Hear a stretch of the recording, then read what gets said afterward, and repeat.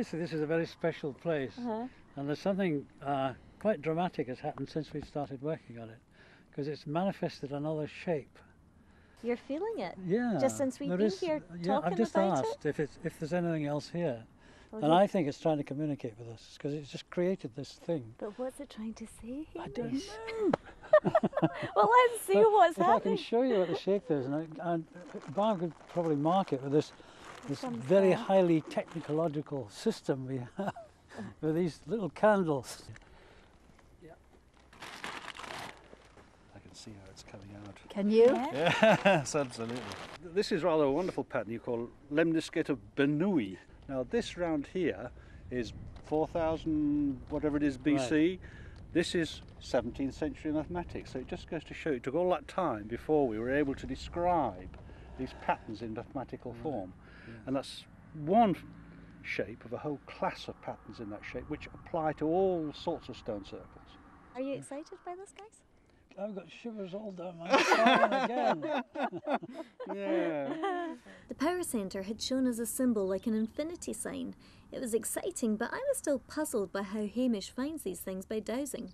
Jim, is there a scientific way that we could get a feel or measure what's happening inside of Hamish's head, I guess, while he's dowsing? Well, we can certainly have a look at that. We have some new devices that enable us to look at his brain wave patterns in the same way we look at the Earth patterns. We can look at his brain wave patterns at the same time, and we'll just see what happens. All right, you're going to go and get that set up? Absolutely, I'll go and do that right now. All right, well, Jim's setting up that very exciting experiment. I'm going to go off and have a word with Julie, our sensitive. Next, it was time to have a peek inside the mysterious workings of Hamish's brain. This is definitely a bit of a nutty professor moment, Jim. Now, what's happening here? Well, what we're trying to do is measure his brainwave patterns. And you see these things on his head here, two on his forehead here, and indeed there's an electrode behind each ear. And we're measuring response of both his brain patterns here, right brain, left brain. And what we're going to do is put Hamish in a meditative state. That means he calms down. And in that situation, we expect his brain waves to drop from around 15 cycles a second down to about 2 or 3 cycles a second. And then he will go into a dowsing mode. And what we expect and we hope will happen is that this low frequency will suddenly jump up to around 10 cycles a second. Then we know he's gone into this very concentrated thought pattern. So, shall we try it? Yes. Here's the fun bit.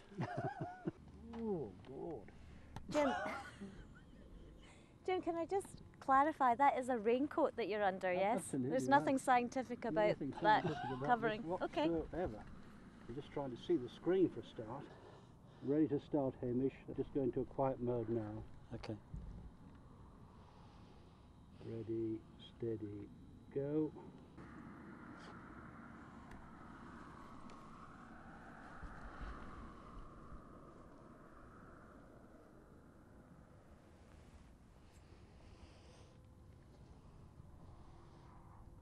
I've done it.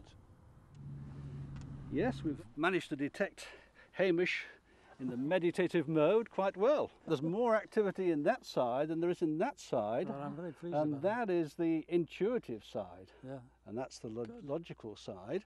And then what we find is that when you went into the dowsing mode, you had a very strong pattern around 10 cycles a second. Really? And that is precisely where I would expect the response to be. So when Hamish dowses, it seems the right side of his brain takes over and he gets results by using his intuition.